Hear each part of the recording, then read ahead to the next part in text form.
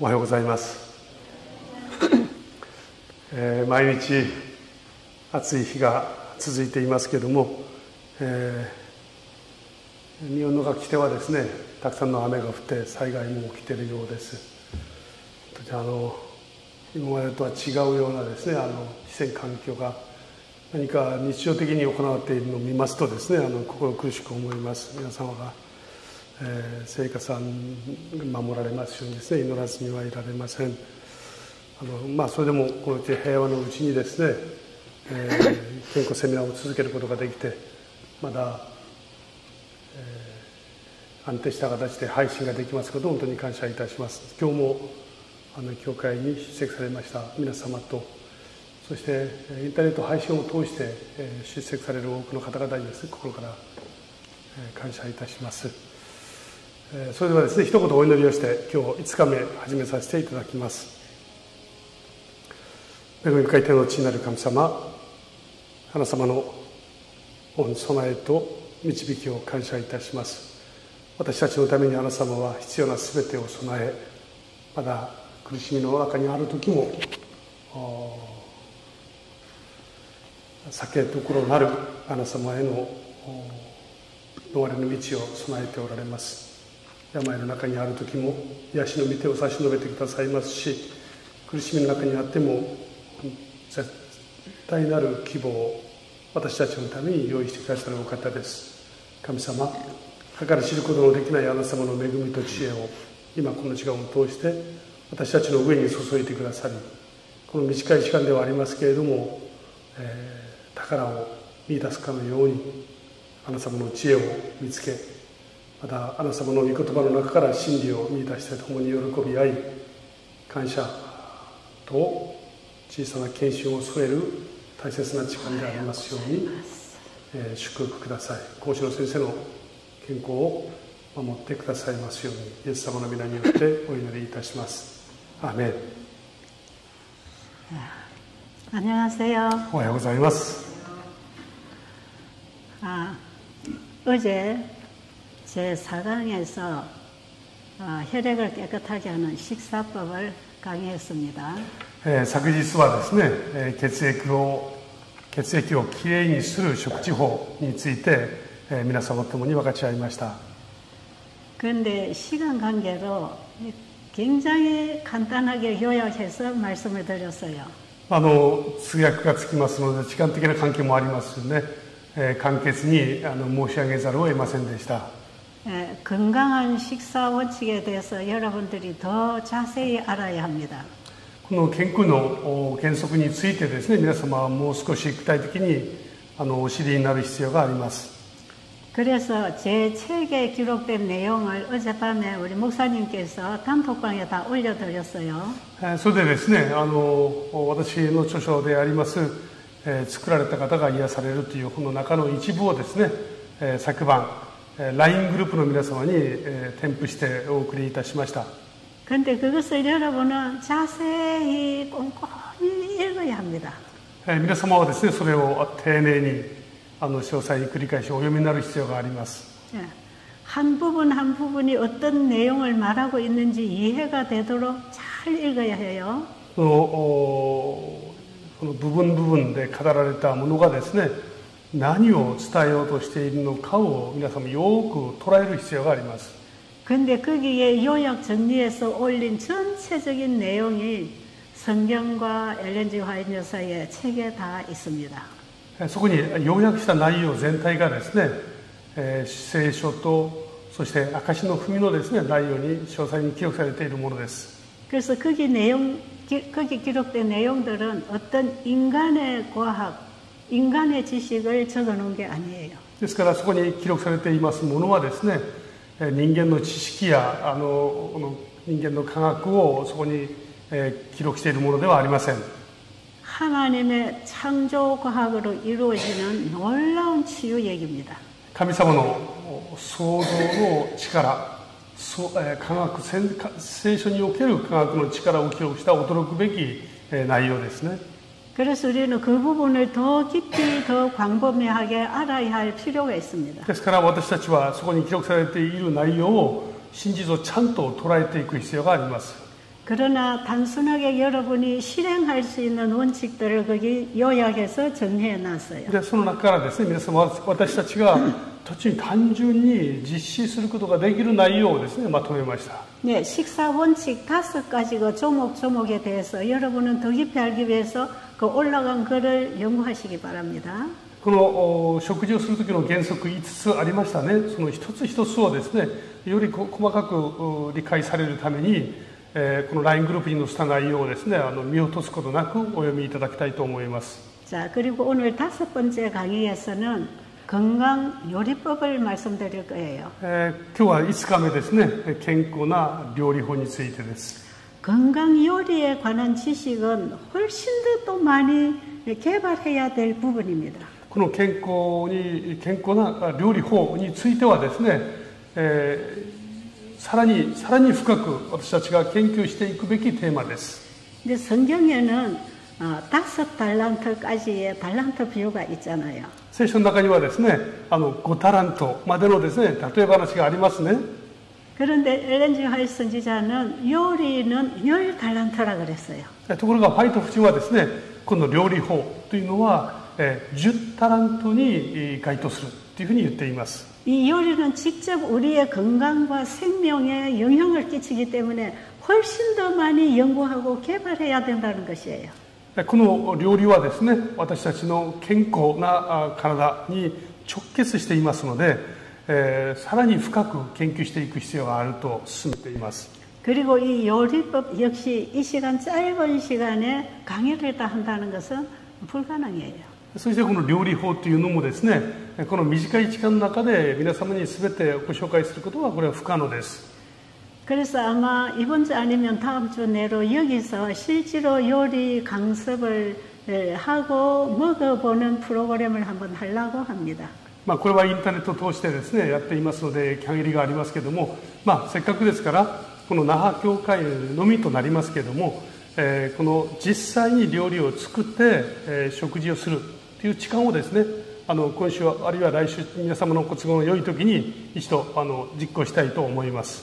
여기에 대한 공지는 단톡방에 올려드리도록 하겠습니다. いつ行うかということについてはですね、まだ LINE グループを通して皆様にお知らせいたしますね。 그리고 앞으로 시간과 장소가 준비되면 이제 여러분들이 현장에 와서 요양 프로그램에 참여하면서 실질적으로 광범위하게 보고 배우는 그리고 경험하는 프로그램을 하려고 생각해요. 今回はこの教会でこのような形で行っていますけれども、まだ改めてですね、実際に皆様が寝泊まりしながらこの療養プログラム全体を体験することができるプログラムをですね、改めてまた実行しようと計画をしています。 이런 프로그램이 하나님의 말씀의 원칙에 따라 한다면 일본 여러 곳에 있어야 할 필요가 있습니다. もしこのようなですね、プログラムが神様の進めてくださる御言葉に基づくプログラムとしてちゃんと実行されるならばですね、ならば日本のあちらこちらにですね、そのようなできる箇所があるべきですね。 이번에 이 세미나에 들어오신 분 외에도 여러분의 주변에 있는 분들에게 이 정보들을 좀 많이 나누어서 함께 공유하게 되기 바랍니다. 今回ですね、皆様のみならず皆様の周りにおられる方々にですね、このようなプログラムがあるということ、このような情報をですね、たくさん分けていただきたいと思います。 자, 그러면 오늘 제가 요리법을 얘기하지만 이 요리법도 아주 기본 원칙이 되는 몇 가지만 전해드리겠습니다. 今日はこの料理法ですけども、時間の関係上ですね、とても重要な原則について皆様にお伝えしたいと思います。 요리는 너무나 다양하게 자기 식성에 맞게 자기 환경에 따라서 자기가 종사하는 일에 따라서 이게 다 필요하기 때문에 스스로 개발하지 않으면 안 됩니다. 料理はですね、非常に多様なものであり、またお一人お一人食欲ってありますよね。そしてその置かれた環境っていうのもあります。ですからその環境の中でそれに合ったふさわしくたくさん研究していく必要がありますね。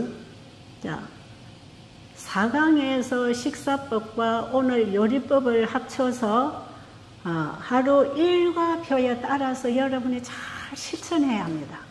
昨日のですね、この食事法どう食べるかというのと今日の料理法、これを合わせてですね、これを2つ合わせたものを通して、1日日課表がありましたね。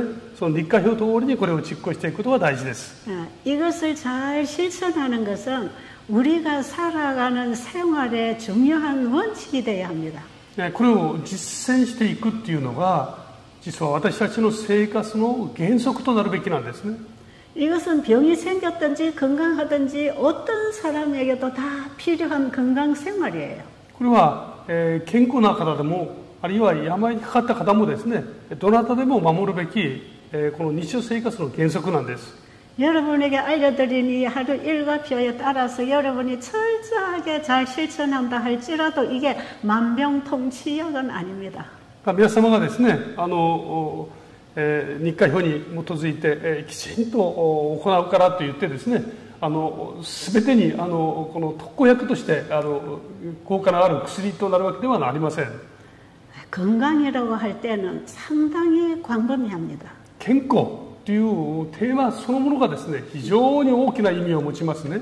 병이 생기는 원인도 다양합니다. そしてこの病気になる原因も非常にたくさんあります。 어떤 분들은 유전성 질환을 가지고 불치병을 앓고 있을 수도 있습니다. ある方はですね、遺伝的な要素を持ってその不治の病にその病と向き合っている方もおられるでしょう。 어떤 분들은 병이 너무 깊어서 회복 불가능한 상태에 있을 수도 있습니다. ある方はですね、病が深すぎて、ほぼもう回復というものが困難な状態にあることもあり得るでしょう。 어떤 분들은 병원에 가서 도움을 받아야 할 부분도 많습니다. ある方はその必ず病院に行ってですね、そこで助けを得なければならないそういう病もあります。 그리고 이번에 우리가 배운 식생활 원칙을 따라 아무리 건강하게 잘 먹는다고 해도 우리는 잘못할 수도 있습니다. そして今回ですね、学んだ通り日課通りにこの食事法とかこういうものを学んでですね、一生懸命行ってもそれがまだこの偏ったあるいはその正しくない方法で行うこともあり得るでしょう。 그리고 우리가 아무리 잘한다 할지라도 이 몸에서 영양을 다 흡수할 수 없는 분도 있습니다. そしてそれらを全部守ったからといってですね、その取られたものを私たちの体が全部吸収できるとは限りません。そういう体の弱さを持っている方もいらっしゃるでしょう。 그래서 어떤 분들은 이 생활을 하는데도 영양의 불균형 때문에 여러 가지 고생을 할 수도 있습니다. あるいはこのような生活をしても栄養のバランスがですね、良くないためにその苦労される方もいらっしゃるかもしれませんね。 그래서 우리 몸이 이 생활을 하는데도 불구하고 회복이 잘 안 될 때는 보조식품이나 약물이나 의사의 처방도 받아야 합니다. ですからこのような生活をしてもなおこれをですね補うために、あるいは別のその、薬やですね病院の先生などの助けを得る必要もあると思います。 그러나 우리는 우리의 상황에 따라 다양한 도움을 받아야 하지만 이번 기간에 배운 이 생활 원칙은 기본적으로 해야 되는 원칙들입니다. 場合によって私たちはさまざまな助けをですね外部から得なければなりませんけども、それでもなおですね今回学ぶものはその全てにおける生活の原点ですね、必ず守らなければならない基本となるわけですね。 그래서 여러분들이 이렇게 해서 만약에 건강 회복이 안 된다 해도 이대로 사는 것이 제일 좋습니다. 例えばこのような生活をしても健康回復が見込めない、健康回復にならないということがあってもですね、このような生活を維持していくことが一番ふさわしいわけです。一番いいんですね。 그래서 이번에 우리가 이 세미나에 배우는 것은 건강만을 집중하지 마시고 우리의 삶의 원칙을 깨닫게 되기 바랍니다. ですから今回のセミナーがですね、いかに良い健康をもたらすかということにこだわらずに、私たちの日常生活の原則をきちんと捉えるという視点で理解いただきたいと思います。 또 우리가 이렇게 해서 건강 회복이 잘 됐다 할지라도 우리는 언젠가 또 죽을 것입니다. そしてこの生活を守ってですね、健康回復、健康のこの維持がきちんとできたとしても、私たちはいつかは死を迎えなければなりません。 예수님이 병 고쳐준 완전한 치유된 환자도 지금 다 죽었잖아요. イエス様がその当時出会った全ての患者たちをですね、完璧に癒してくださいました。でもその方々の中でですね、全て死を迎えていらっしゃいます。 이 세상은 우리가 영원히 살 땅이 아닙니다. この地上は私たちが永遠に生きる場所ではないんですね。 우리가 영원히 살 수 있는 그 나라를 가리키기 위하여 이런 일을 하는 것입니다. 私たちが行くべき永遠の御国、それを私たちに教えるべくですね、主はその癒しの働きをなさいました。 그래서 이 건강기별은 병을 고치는 데 목적을 두지 않습니다. ですからこの健康のメッセージはですね、病を癒すということに最終的な目的を持っているわけではありません。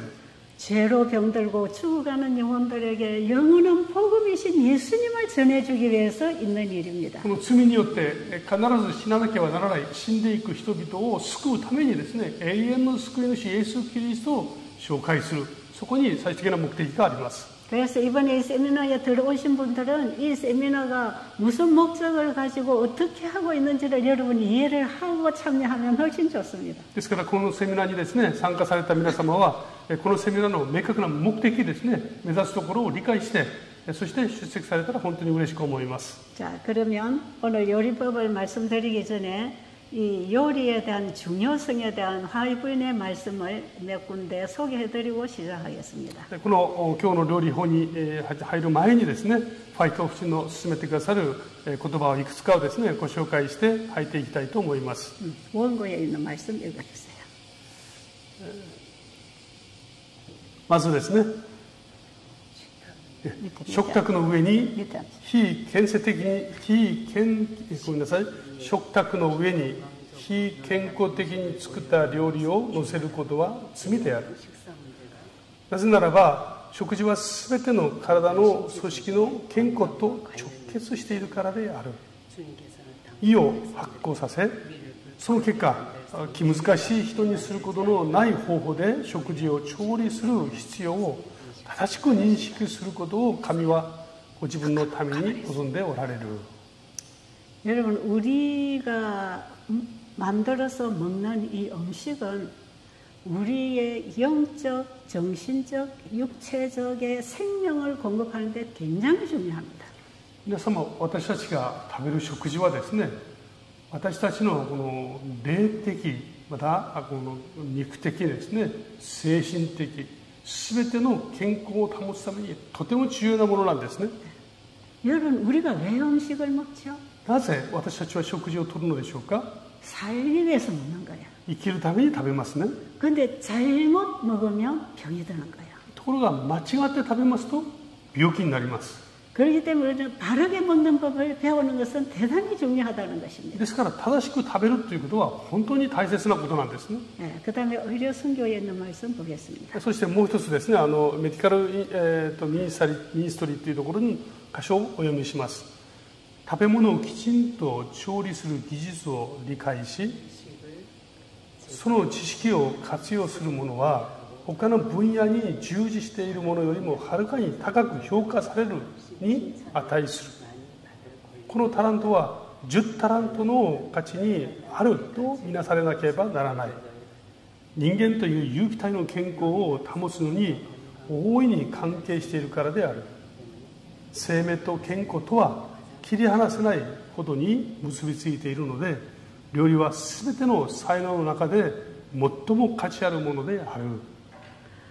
요리하는 달란트는 10달란트라 그랬죠. ここにですね、料理をするタラントは10タラントと書いてありますね。 그리고 건강 요리를 잘하는 사람은 칭찬을 받을 만한 자격이 있다는 거죠. そしてこの健康料理をですね、上手に作る人はここにありますね。この褒められて当然だと、そういう価値があるということですね。 오늘 이 세미나에 들어와 계시는 분, 오늘 단톡에 올린 글을 보니까 나도 요리사인데 이 건강 요리에 관심이 있다는 표시를 해줬어요.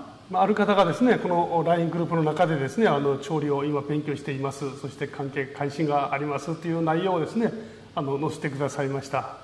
그런데 아마 오늘 배우는 이 건강 요리하고 그분이 잘하는 요리하고 좀 다를 수가 있어요.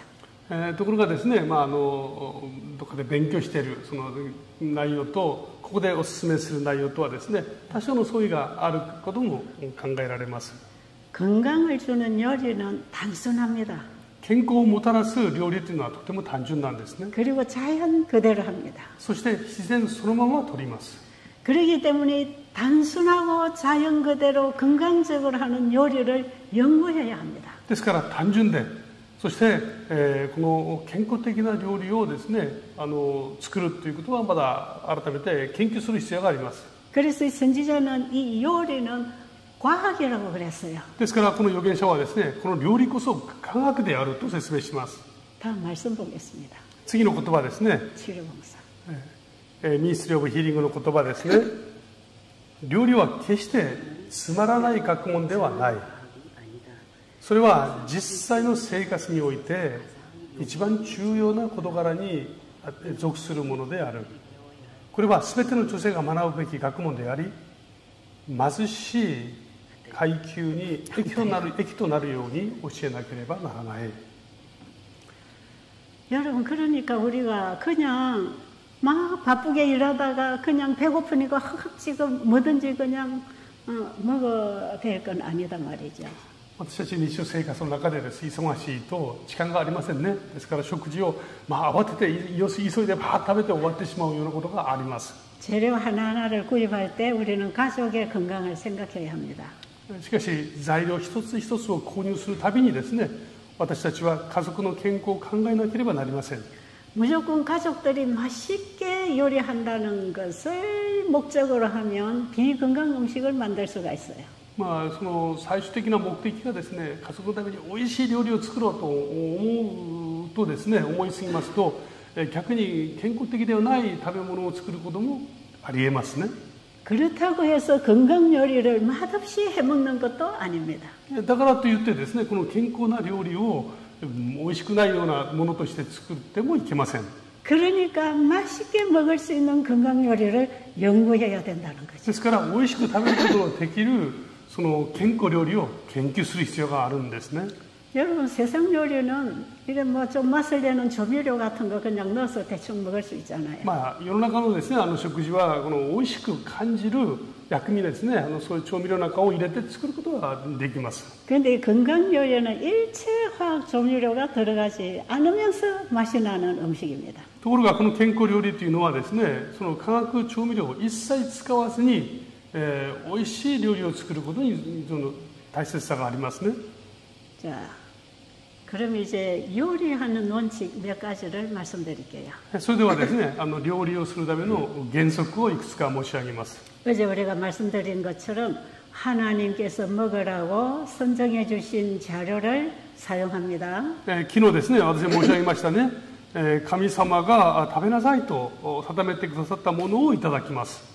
그리고 이 천연 재료들을 최대한 자연을 살려서 요리하는 게 최고로 좋습니다. そしてこの食事をですね、神様が与えてくださったものを最大限自然のままいただくことが大事です。 그래서 뭐든지 자연 그대로 먹어야 합니다. 自然のままですね、そのいただくことが大事ですね。 그게 최선입니다. それが最善です。 모든 야채 종류들은 살아있는 그대로 먹는 것이 좋습니다. ですからこの野菜はですね、生きたままいただくのが一番いいわけですね。 예, 뿌리 채소와 열매 채소와 잎 채소를 자연 그대로 먹는 게 제일 좋습니다. この根っこやですね、それから葉ですね、そういう実、こういうものをですね、そのままいただくのが一番いいですね。 예, 뿌리 채소라는 것은 감자, 당근, 우엉, 뭐 연뿌리 이런 거 다 포함되겠죠. この根っこの野菜っていうのはですね、じゃがいもとかですね、人参とかですね、レンコンとか、そういうことを例として挙げることができますね。 그다음에 잎 채소라고 하는 것은 거기 또 뿌리에서 나오는 잎들을 다 포함할 수 있습니다. そしてこの葉野菜ですね、上から出てきた葉っぱの野菜、それ全体を指します。 그다음에 열매 채소는 1년생 과일로서 토마토, 딸기, 수박, 참외, 허니도 이런 것들이 포함될 거예요. そして実の野菜というのはこの1年ですね、1年間取ることのできる果物のようなもの、トマトですね、それからスイカや、そういう類のですね、野菜によって生まれるすべての果物ですね。 그다음에 곡식 종류는 쌀, 밀, 잡곡 이 모든 종류를 포함합니다. そして穀類ですね、お米や麦やその他、雑穀ですね、それらを指します。 그다음에 과일은 나무에 달리는 다년생 과일이 다 포함합니다. そして果物ですね、木に実るものですね、数年かけて、そして実り始めるものですね。はい。 자, 일단 이런 종류를 우리가 이제 끼니 때마다 바꿔서 먹을 수 있는데 모든 과일 종류는 먹을 때에 껍질을 먹을 수 있는 것은 다 껍질채로 먹어야 합니다. こういうですね、果物をいただくときは、その毎回ですね、食事種類を変えて、食べますけれども、すべての果物はですね、この皮を食べることができるものは皮ごと全部いただきます。 껍질이 거칠어서 까야 되는 것은 그 껍질만 까시고 안에 속껍질은 다 먹어야 합니다. この皮をですね、どうしても剥かなければならないものがありますね。そういうのは、全部取りますけれども、中は全部いただきます。 자몽이나 오렌지나 이런 것은 겉에 것만 까고 속에 속껍질은 다 먹어야 돼요. 茶門という果物は何て言うんでしょうか。真っ赤なですね、ちょっと思いませんけども、はい。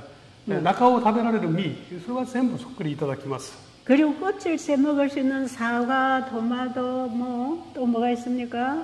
배, 감, 복숭아 이런 등등 껍질이 부드러워서 같이 먹을 수 있는 것은 다 껍질채로 먹어야 합니다. 皮をですね、全部食べることができる果物ありますね。リンゴや梨もそうですね。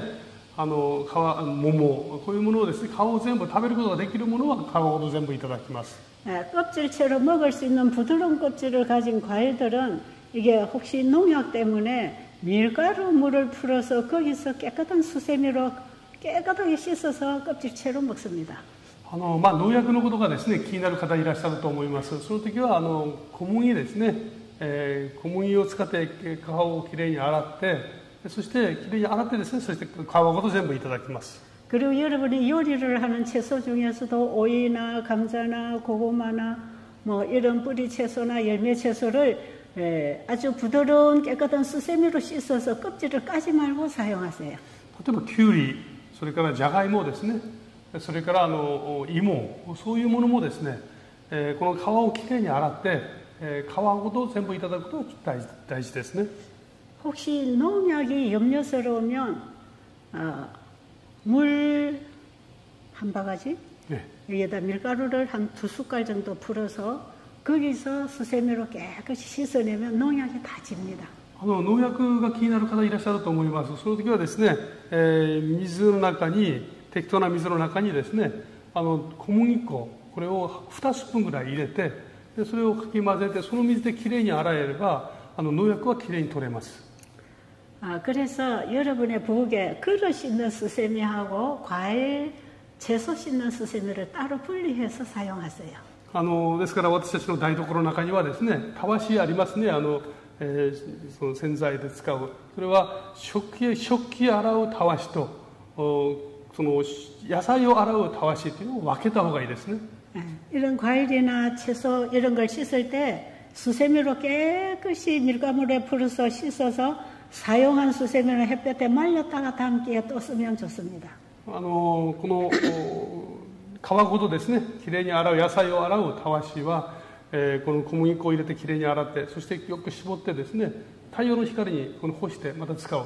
いいですね。 그래서 일체 과일이나 열매 채소나 뿌리 채소를 껍질을 깎아서 쓰지 말고 껍질채로 잡수세요. ですからこの果物やですね、根野菜ですね、その他のもの、皮を必ず使わなきゃならないものは決して捨てないで、それを全部使うことが大事ですね。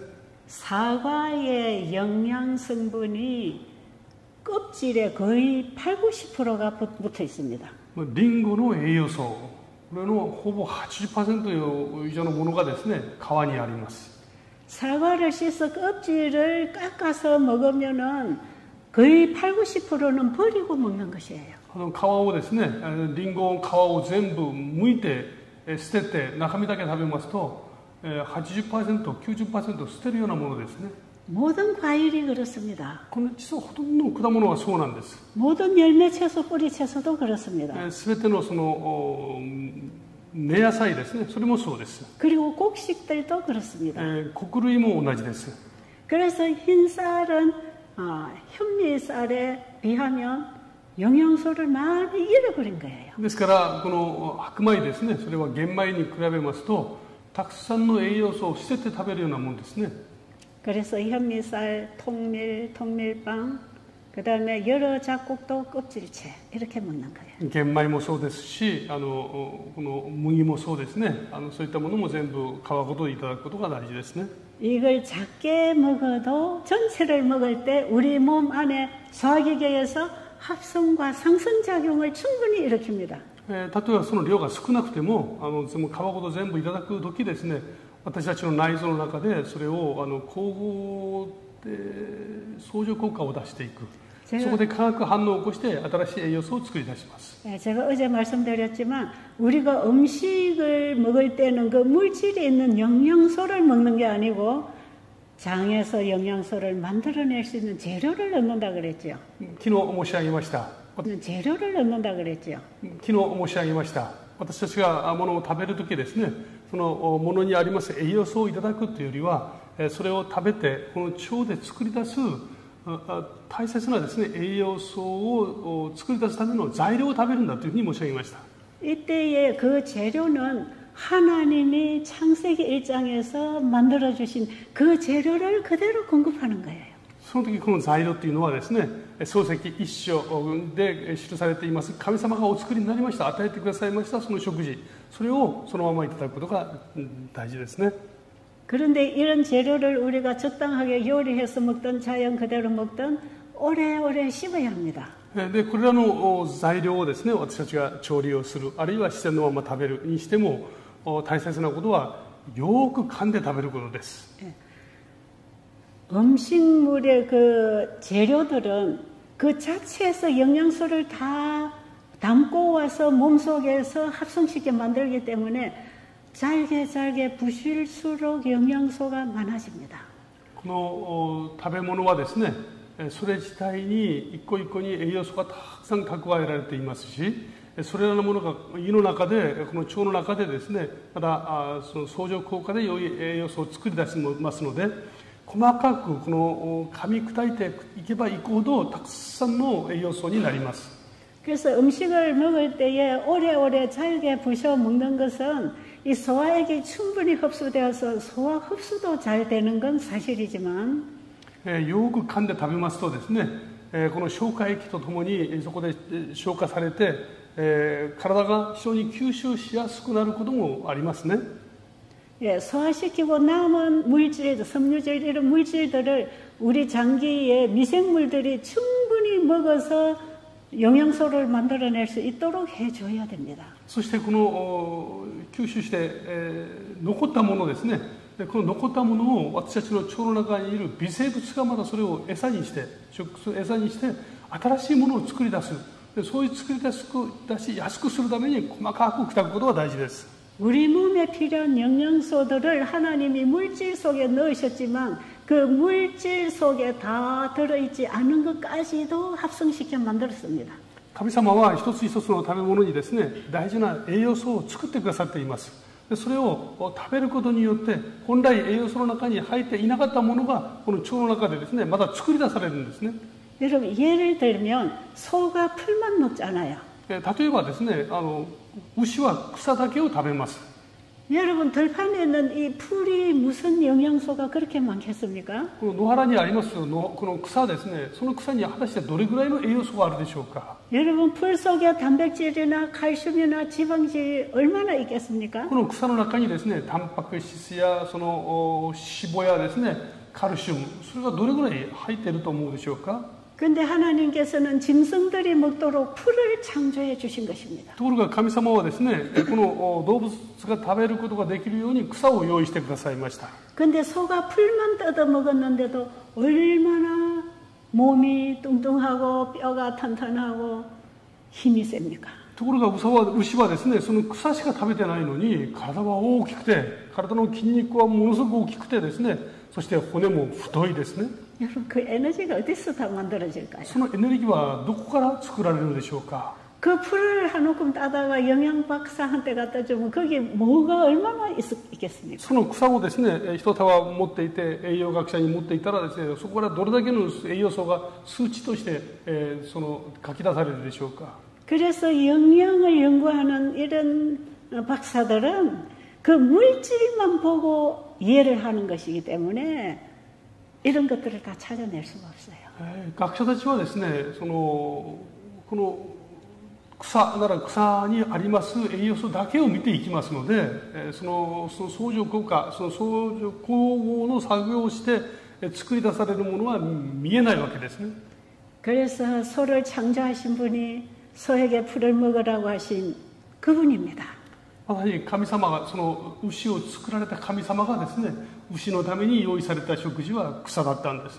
소에게 풀을 먹게 하신 그분이 소의 장기를 만드신 분입니다. そして牛にですね、この草を用意された神様は牛の内臓でその作り出されるすべての要素も一緒に作られた方なんですね。 그리고 지금도 그 소를 살게 하고 힘을 얻게 하시는 분이 하나님이십니다. そしてその牛の健康を保ち、健康に過ごすことができるように維持してくださるのも神様です。 그래서 이것이 가능한 것이에요. ですから全てが可能になっていますね。 그래서 우리는 물질에 있는 영양소만 먹고 사는 게 아니라는 것입니다. ですから私たちは目の前に見えるもののその物質だけを食べて生きるのではありません。 짐승도 그렇게 준비하셨다면 하물며 우리 인간을 위한 준비이겠습니까? この動物のためにそれらのものを用意されたとするならばですね、ご自分に似せて作られた私たちのために神様はどれほどの良いものを準備されたでしょうか。 그렇기 때문에 우리는 음식을 먹을 때에 창조의 하나님에 대한 믿음이 있어야 순종으로 밥상을 차리게 됩니다. ですから私たちがこの食事をするときにですね、全てを作られた神様を信頼する信仰があってこそですね、それにふさわしい食事を用意することができます。 자, 여기에 대한 확고한 믿음을 가지고 이제 요리를 해서 가족과 함께 드시면 되겠어요. このようなですね、私たちの確かなその信頼を持って家族のために料理を作ると素晴らしいですね。 최대한 자연 그대로 먹는 것이 제일 좋다. 最大限ですね、自然のまま食べることが望ましいです。 두 번째는 요리를 하되 자연을 그대로 먹을 수 있도록 요리한다. 料理をするときもですね、自然のまま食べることができるように料理をすることが大事ですね。 그래서 우리가 잎채소를 샐러드를 할 때에는 자연 그대로 먹는 요리입니다. 葉野菜をですね、サラダで食べる。これは自然のまま食べる料理になりますね。 야채 샐러드를 하는 재료는 모든 잎채소와 열매채소와 뿌리채소를 섞을 수 있는데 한 끼에 두세 가지만 섞어서 합니다. この野菜のサラダを作るときに葉野菜、それからこの実野菜ですね、それから根っこの野菜、根の野菜を一緒に全部使うことができます。ただしそうするにしてもですね、たくさんの種類を加える必要はありません。 이런 야채 샐러드를 단순하게 맛있게 먹기 위해서는 야채 썰어 담은 그릇에 파인애플을 잘게 썰어서 같이 섞어서 소금으로 버무리면 됩니다. この野菜のサラダをですね、美味しく食べるために、この食器の中にですね、野菜を入れて、そこにパイナップルを細かく砕いてですね、そこにかけて一緒に食べるととても美味しくいただくことができます。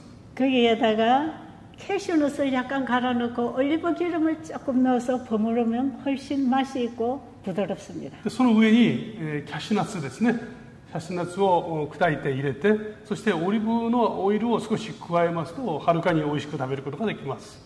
음식의 맛은 소금이 냅니다. そしてこの食べ物のですね、味は塩が作り出します。 아무리 좋은 재료와 좋은 양념을 써도 소금이 들어가지 않으면 맛이 없잖아요. どんなに良い材料を使ってもですね、そこに塩が加わらなければ美味しくありません。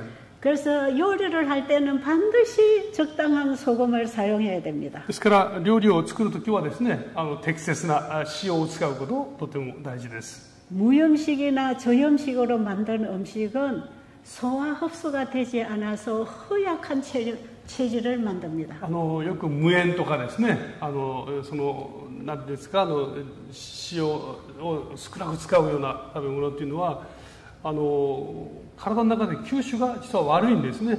ですから虚弱な体を作り出しやすいです。 그래서 음식을 먹을 때는 간이 딱 맞다, 맛있다 이렇게 먹어야 돼요. ですから食事をするときはですね、ちょうど良い味付けですね、美味しいっていう感じれるようなそういう味付けが大事です。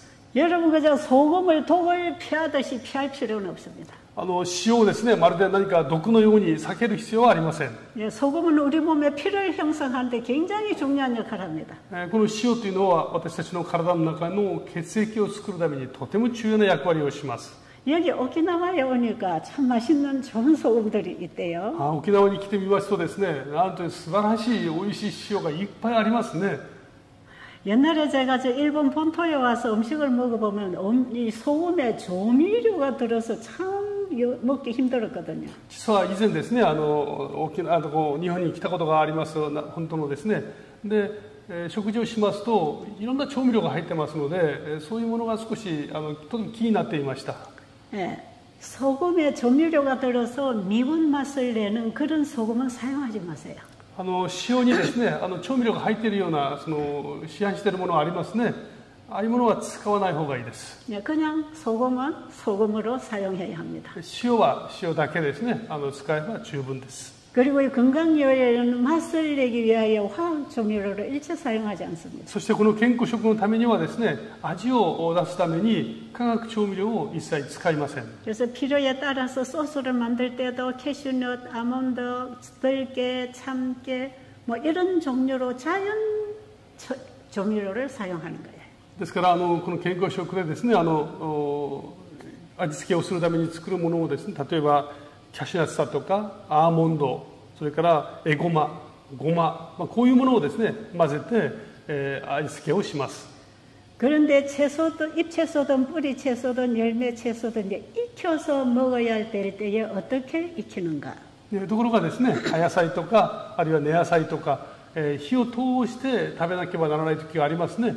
その時はどのようにするのかについて申し上げます。 모든 익혀서 볶음밥처럼 나물로 먹어야 될 때는 절대로 물에 넣어서 삶아 건지면 안 됩니다. 火を通して、そのおかずにして食べなきゃならない時はですね、お湯の中に入れて、煮込んだりしてはいけません。 채소 종류를 물에다가 푹 삶아서 건진다든지 또 건진 익은 채소를 우리기 위해서 물에다가 오래 담가 놓으면 치료되는 성분은 다 빠져버립니다. 水の中に入れてですね、火を通したり、あるいは沸かした後に水の中に長くつけておくなりますとですね、私たちの体に必要な成分が全部、なくなってしまいます。 여러분 배추나물이나 시금치나물이나 잎채소를 나물을 할 때 주로 뜨거운 물에 넣어가지고 푹 삶아서 건져내서 꼭 짜서 양념으로 무치잖아요. 例えばナムルを作る時ですね、私たちはいろんな野菜をお湯の中に入れてしっかり火を通してですね、で出してそれでナムルを作ったりします。 이렇게 먹는 것은 채식하는 요리입니다. こういうのはですね、いわゆる菜食料理にはなるでしょう。 우리에게 건강 회복을 위한 건강 요리하고 채식 요리하고 차이가 그런 것입니다. ですから今申し上げていますこの健康食というものとですね、いわゆる菜食というのは多少違いがあります。 채식 요리는 대충 식물성을 가지고 맛을 내기 위해서 부드럽게 하기 위해서 삶기도 하고 껍질을 까기도 하고 이렇게 하잖아요. 一般的に菜食を作るときはですね、お湯の中で通したり、そして、柔らかく食べるために皮を全部剥いでしまったりしますね。 여러분이 곡식이나 과일이나 이런 것들을 껍질을 까고 먹을 때에 우리 몸의 치료제는 다 버리는 것이에요. この食べるとき皮を全部剥いでですね、剥いて、そして食べますと体の有効な成分ですね、そういうものは全部捨てて食べていることになります。 그리고 잎채소든 뿌리채소든 물에 삶아서 건져낼 때에는 우리 몸에 치료제가 되는 약성분은 다 버리는 것이에요. そして野菜もですね、お湯の中につけて煮込んでつけて、そして食べると私たちの体の中にですね、この癒していく成分、それを全部捨てて食べることになります。 그냥 쓰던 떠있던 그 자체의 맛을 그대로 먹어야 합니다. 例えば少々苦くても、あるいは少しですね、独特な香りがあってもですね、そのままいただくことが大事です。 하나님께서는 산이나 들에나 땅 속에 식물 속에 우리 몸을 회복할 수 있는 치료제들을 다 넣어두셨어요. 神様はこの野原に作っておられる私たちが食べることのできる野菜や果物、穀類ですね、そこには私たちの体を癒すためのたくさんのですね、要素を加えて作られました。 근데 사람들이 이것을 그대로 먹지 아니하고 다 자기 입맛에 맞게 이걸 다 처리하고 먹기 때문에 치료되는 데는 불가능합니다. ところが人々はですね、その皮を剥いたり、全部栄養素を取ってしまったりして、自分の口に食欲に合うようなものにして食べますから、体を回復させたり癒したりという成分は全部取り除かれます。 그래서 우리가 익히는 채소는 뭐든지 스팀으로 쪄서 무치든지 약간 물을 넣어서 볶아서 무쳐야 합니다. ですから火を通さなければならないときはですね、臓器に入れて蒸していくとかですね、若干の水を入れてそれを、なんて言うんでしょうか、揚げるという形でしょうかね、わずかな水を入れてそれで蒸していくというような方法がいいです。 자, 한국에서 나오는 자료와 일본에서 나오는 자료가 조금씩은 다를 수가 있어요. 野菜のですね種類、国によって多少違うことはあります。 근데 그게 뭐든지 요리하는 기본 원칙은 같아야 합니다. しかし種類が違ったとしてもですね、料理をする原則というのは皆同じでなければなりません。 제가 미국이나 동남아나 인도나 여러 나라에 가지만 그 나라에서 해먹을 수 있는 음식을 하되 기본 원칙은 건강 요리로 하라는 거지요. 私がですねアメリカに行ったり東南アジアにいろんな国をお訪ねしたときに当然手に入ります野菜は違います。しかしこれを作る時の原則は同じです。 자기가 사는 지역에서 구할 수 있고 자기들이 먹고 사는 그 재료를 사용하면 됩니다. そこで手に入りやすい材料ですね、その地域で取ることができる材料、それをいただけばいいですね。 그래서 예를 들어서 시금치 나물을 해먹겠다고 할 때 이렇게 하세요. 例えばほうれん草のナムルを作る時です。 시금치를 깨끗이 씻어서 먹기 좋게 잘라요. ほうれん草をですねきれいに洗いますね。そして食べやすい大きさで切ります。 이건 어떤 채소든 잎채소 다 마찬가지입니다. これは葉野菜すべて共通しています。 그래서 그 냄비에 넣고 소금을 약간 뿌려서 낮은 불에서 저어가면서 물기가 나오도록 익힙니다.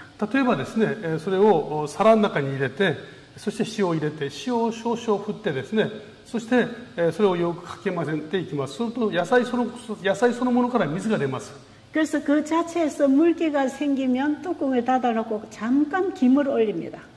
そうするとですね、その水が出ますと蓋をして、しばらくですね、中を蒸すような状態にします。 예, 잎이 누른색으로 변하지 않도록 말랑하게 익힙니다. この時ですね、この葉野菜の色が著しく変わることがないように、その新鮮さをそのまま保つほどで蒸していきます。 그리고 이제 소금은 간이 맞도록 넣어서 볶았기 때문에 거기다가 천연 양념만 한두 가지 갈아서 버무리면 됩니다. でそこに塩を入れてますから、そこにですねちょうどいい味付けになりますから天然のその薬味ですね、そういったものを加えて、少し混ぜればいいですね。 이런 채소 볶음을 할 때에 기름에 볶지 않습니다. この時ですね油は使いません。 기름을 열에 가했을 때에 굉장히 산화가 됩니다. この油はですね熱を加えますと、酸化していきます。 활성산소가 많이 생겨나고 발암물질을 만들어냅니다. そして活性酸素を作り出してですね、それは私たちの体の中のですね発がん要素になります。 그렇기 때문에 익힐 때는 물에 익히는 게 제일 좋습니다. ですから蒸す時はですね、この水で蒸すことが大事です。 그리고 물에 익히는 것보다 또 쪄서 무치는 것도 꼭 같습니다. 水でですね、少々の水を入れるより完全に臓器で蒸すというのはよりいいですね。 그래서 모든 나물 종류를 그런 식으로 하면 되겠습니다. ですから全てのですね野菜はそのような方法で行えばよろしいですね。 이러면은 물에다 푹 삶아서 건졌을 때에 잃어버리는 영양 물질을 전체를 먹을 수 있습니다. この水に入れてお湯に入れてですね失ってしまう栄養素、それを失わずにいただくことができます。 이게 건강 요리법입니다. これが健康の料理法ですね。 그다음에 여러분 밥은 현미밥은 할 줄 알겠죠? 皆様玄米のご飯は大丈夫ですね。 네, 보통 밥을 하는 거하고 비슷하게 하되 조금 더 뜸을 올려드리면 됩니다. 玄米はですね、普通ご飯作るのと同じように作りますけども、もう少し長い時間ですね作り上げた後、あれなんていうんでしょう、ご飯作った後しばらく置いとく時間、これを少し長く保てばいいです。 그리고 모든 국물을 할 때에 그 국물을 야채수로 사용하면 됩니다. そして、何かこうスープ作りますね。スープを作るときに、すべての野菜から出てくるこの汁ですね。あれを用いればいいです。 그 야채수는 어떻게 내는가? で、この野菜の汁ですね。汁、それはどのように作ればいいんでしょうか？ 물에다가 표고버섯하고 다시마하고 넣어서 그냥 끓입니다. 水にですね、椎茸と昆布、それを入れて、沸かします。 뭐 여기에다가 뭐 감자나 뭐 양배추나 뭐 양파나 이런 거 혹시 쓰다가 남은 거 있으면 같이 끓여도 좋아요. まあそこにですね、レタスだとか、あるいはその他の野菜ですね、残ったもの、そういったものを入れて一緒に、玉ねぎですね、そういったものを入れて一緒に沸かしてもいいでしょう。 예, 물을 몇 토막 썰어 넣어도 맛있습니다. 大根を少し入れるのもいいと思います。 그래서 너무 오래 끓이지 말고 거기서 무 색깔이 하얗면서 말랑할 정도 되면 다 건져냅니다. この天然の出汁を今作ってるんですね。大根を入れて蒸すときにですね、大根の色が一時変わることがないように白いまま出来上がるほどですね、蒸して作ります。 그래서 그 국물에다가 자연산 오키나와 소금을 넣으면 맛있습니다. でそこにですね、この沖縄から作り出されるこの自然の塩を加えると最高です。 네, 그러니까 소금으로 간을 딱 맞추면 국물이 굉장히 맛있어요. 조미료 하나도 안 들어갑니다. でそこにですね、調味料を一切入れずに、その塩でちょうどいい味付けをしますと最高に美味しいんですね。 이 국물에다가 무엇을 넣든지 그 국물이 되는 것이에요. この自然のですね、天然の出汁、ここにですね、何を入れてもとても美味しいものが出来上がります。 콩나물을 넣으면 콩나물국. 豆もやしを入れれば豆もやしのスープになりますね。 미역을 씻어 넣으면 미역국. わかめスープを入れますと、わかめを入れますとわかめスープになります。 무잎을 씻어 넣으면 무잎국이 되는 거고. その大根の葉っぱを入れますと、これはまだ一時美味しいですね、スープになりますね。 뭐 수제비 칼국수도 다 그 물에 하면 되고요. そこでうどんを入れたりですね、いろんなものを入れればそれなりの料理になります。 예, 원칙은 이렇게 하되 그게 여러분들이 식성에 맞게 이것저것 같이 넣어서 맛있게 간을 맞추면 되겠습니다. いろんな料理をですね、お作りになることができるでしょう。原則はこういう方法です。これで良い味付けをすれば最高の料理になりますね。 저 그러니까 밥하고 국하고 샐러드하고 볶음나물 있으면 됐죠. でご飯ができますね、玄米ご飯。そこに今申し上げたスープを作ってですね、そしてナムルをまだ作って、いくつかの種類がすぐできます。 이렇게 밥상을 차리면서 거기 생고구마나 당근이나 오이나 이런 날걸로 먹을 수 있는 거 한두 가지를 같이 차리면 됩니다. でそこにですね、生で食べることのできる、例えば人参だとかきゅうりだとかですね、そして日本ではあんまり召し上がらないんですけども、芋を生で食べる、そうするとですね、なお良いですね。 그리고 밥에 콩이 많이 들어가지 않았으면 콩조림을 하나 해도 됩니다. 小碗の中にですね、豆類が入ってない場合は豆類のメニューを一つ加えればなおいいですね。 그리고 요리에 견과류가 많이 들어가지 않았다면 날로 견과류를 한두 가지 먹을 수 있습니다. そしてその料理の中に喧嘩類ですね、喧嘩類をあまり使ってないならば、この生の喧嘩類を少し召し上がるといいです。 몇 끼 이런 종류의 밥상을 차려서 그냥 다음 끼니 바꾸어가면서 계속 먹으면 됩니다. これほどの料理の量ですね、これを毎食ほどに少しずつ変えながら食事をする、いいですね。 그리고 좀 더 상세한 요리 기본 원칙들을 오늘 아침에 올렸죠. そしてですね、もう少し詳細なですね、料理の作り方というのを今朝ですね、まだ皆様にこの LINE グループを通して皆様にお知らせいたしました。 오늘 단톡방에서 다 읽으세요. 今日ですね、この LINE グループを通してこの内容をよく読んでいただきたいと思います。 제가 강의한 내용은 아주 간략하게 줄인 것입니다. 私がですね、今皆様に申し上げた内容をとても簡潔にですね、まとめたものです。 그리고 저는 요리사가 아니에요. 私はですね、調理師ではありません。 어제 소개한 여미 집사가 요리사입니다. 昨日ですね、私たちの料理のですね、コックを、とても上手な方を紹介いたしました。 그런데 저분이 요리한 음식을 먹으면 제가 설명한 것보다 훨씬 맛있습니다. ところがですね、昨日紹介しました염산ですね、ご紹介いたしましたけど、まあ、あの方が料理を作りますとですね、今私が皆様に申し上げたように以上にとても美味しいです。 그래서 그 요리를 한번 여러분들에게 맛을 보여드리고 싶어서 지금 준비하고 있습니다. それでその料理をですね、皆様に一度食べていただきたいと思ってですね、その料理講習会の日にちを今ちょっと調整中です。 그리고 이제 마지막으로 한 가지만 더 말씀드릴게요. 最後にもう一つ皆様にご紹介いたしますね。 지금 금식이나 과일식을 하신 분이 어떻게 회복식을 할 건지 말씀드릴게요. 今水断食をしておられる、あるいは果物断食をしておられる方が、それを終えた後どのように回復食を召し上がるべきか、それを申し上げます。 여러분들의 단톡방에 이 공지란에 일과표를 다 올려놨어요. 皆様のですね、この今 LINE グループに入っておられる方々に1日の日課表をですね、全部入れました。 여러분이 그 일과표를 상세히 읽고 여러분에게 적용하는 실천을 해보세요. この日課表ですね、この日課表はこの内容としては8章になりますけど、8章をですね、日課表として入れてますので、皆様の生活の中で必ず適用して実践していただきたいと思います。 예, 거기 보면 금식을 하다가 어떻게 과일식으로 시작하고 과일식을 하다가 어떻게 건강식으로 시작하는지 다 써놨어요. そこにはですね、断食をされる方がどのようにして果物食に移行するのか、果物食をする方がどのように健康食に移行すべきか、そこに全部記録してあります。 그런데 과일식을 끝낸 사람들은 이제 회복식에 들어가야 합니다. でこの果物食を終えた方はですね、回復食に入っていく必要があります。 이제 이 회복식에 들어갈 때에 어제 오늘 가르쳐드린 요리법과 식사법을 이제 적용하는 것입니다. この回復食を始められる方はですね、昨日の食事法、今日の料理法、これを適用していく必要がありますね。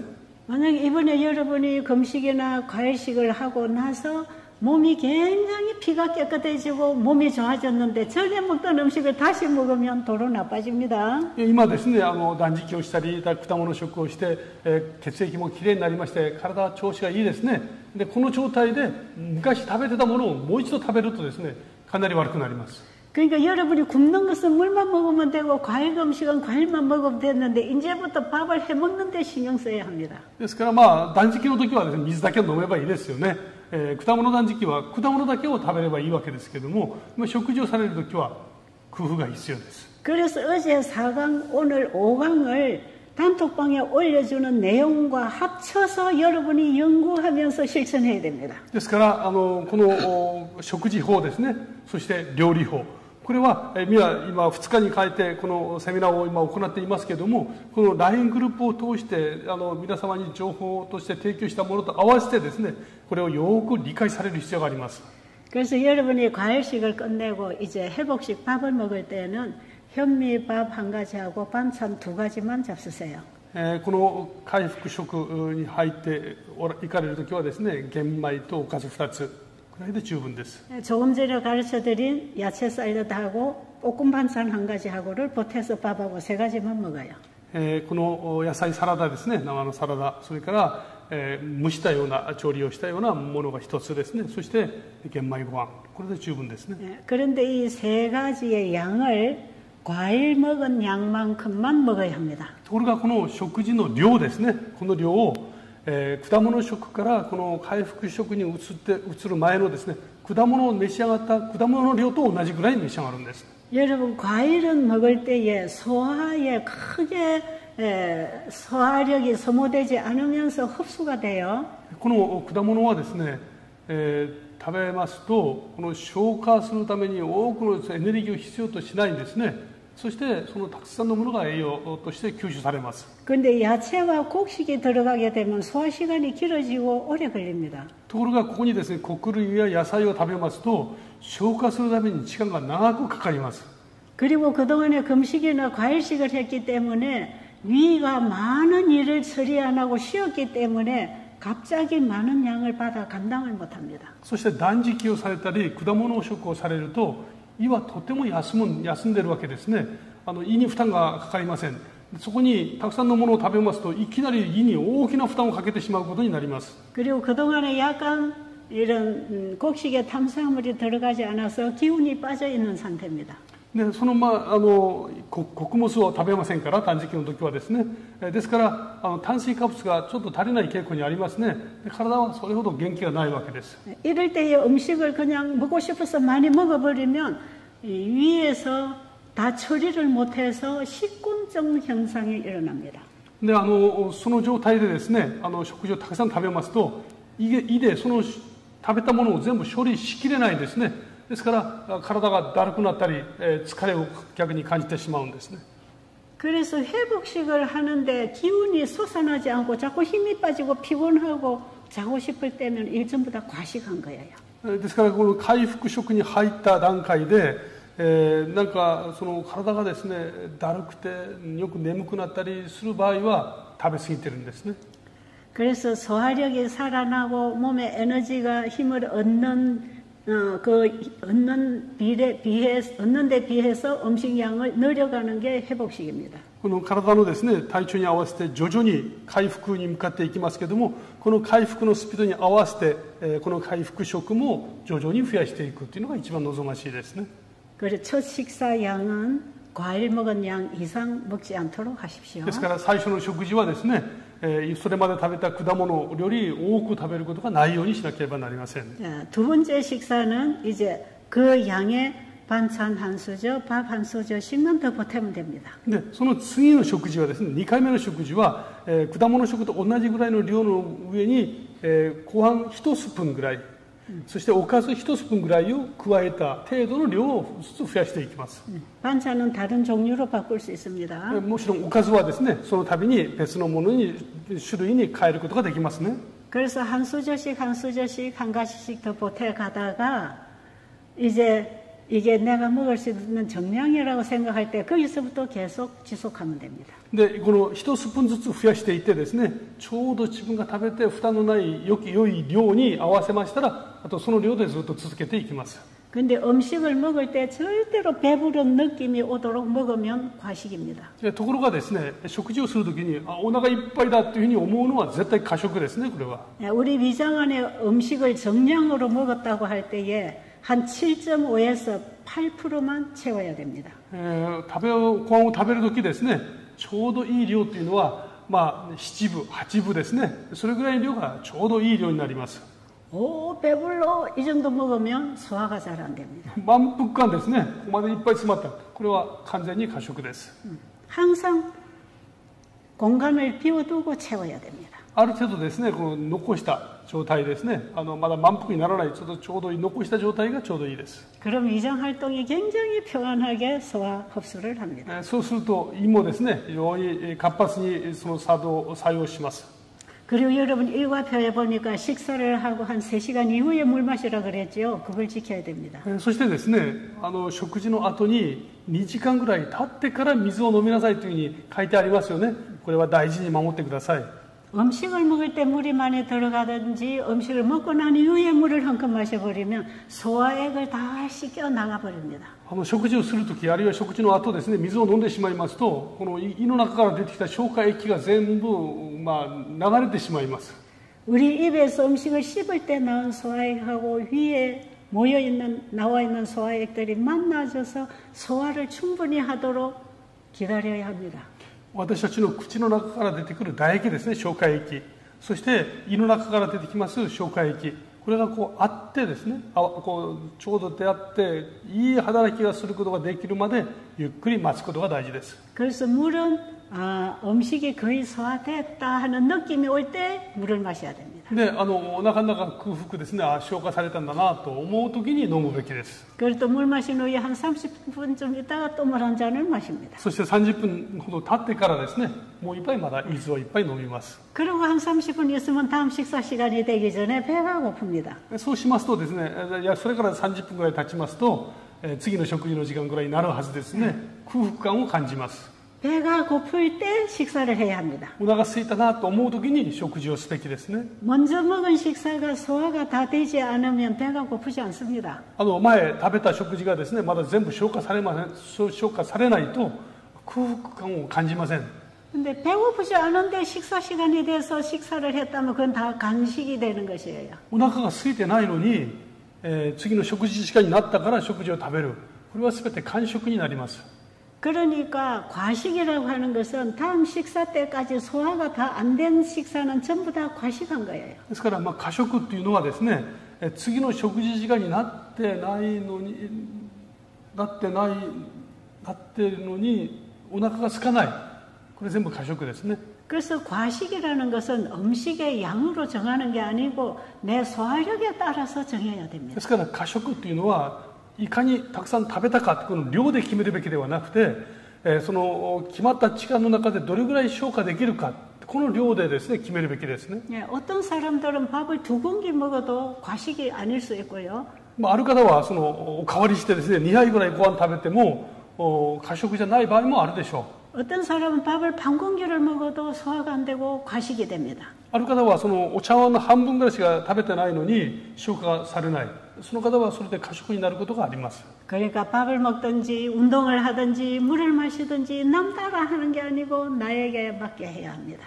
ですから、食事をする、お水を飲むですね、運動をする、すべて、人と同じようにしようなんて思わずに、ご自分に合ったペースでやることが大事です。 그래서 여러분이 운동도 야 오늘 어디서 어디까지 걷는다 이래가지고 다 같이 걷자 여기에 참여하면 안 됩니다. ですから運動ですね、運動参加しようって、ここからここまで歩きます、みんなで歩きましょうって言ってですね、全員参加する。これ必ずしもですね、その一人一人に合ったものにならないことがありますね。 자기 체력에 따라서 어느 정도 걸을 수 있는 양 이상 가면 과로가 되어서 면역이 떨어집니다. 自分が歩ける距離っていうのはあるわけですね。で、これ以上まだ決まってみんなでそこを歩いてしまいますと、これは無理をして過労になってしまうんですね。 그래서 우리가 걷는 운동은 대단히 중요하지만 내 체력에 무리가 오게 걷는 것은 해가 됩니다. ですから歩くことはとても重要なこれは運動ですね。ところが自分の体力を超えるような歩き方はむしろこれは良くないですね。 뭐든지 우리는 남 따라 하는 게 아니고 나에게 적당하게 해야 합니다. ですから人と同じようにしようなんて思わずに自分の体に合わせて行うことが大事です。 신앙도 남 따라 하는 게 아니에요. 내가 받은 빚대로 사는 것입니다. 信仰も同じですね。人と同じように信仰生活することはなく、神様からいただいた分のその信仰生活が信仰生活です。 그래서 뭐든지 적당하게 하는 게 중요합니다. ですからこの全てがですねふさわしく行うことが大事ですね。 그리고 저녁 식사를 많이 하는 것은 해롭습니다. そして夕食をたくさん召し上が食べる。これは体の害をもたらします。 아침 식사를 제일 든든하게 잘 먹고 그 다음에 점심, 저녁은 안 먹든지 거지처럼 먹는 겁니다. 朝は豊かに食べます。そして昼は普通にですね。で夕食は食べないか、いわば小じきのようにですね、ちょっとだけ食べるっていうのはいいですね。 자, 잠을 잘 때는 우리 몸 전체가 휴식합니다.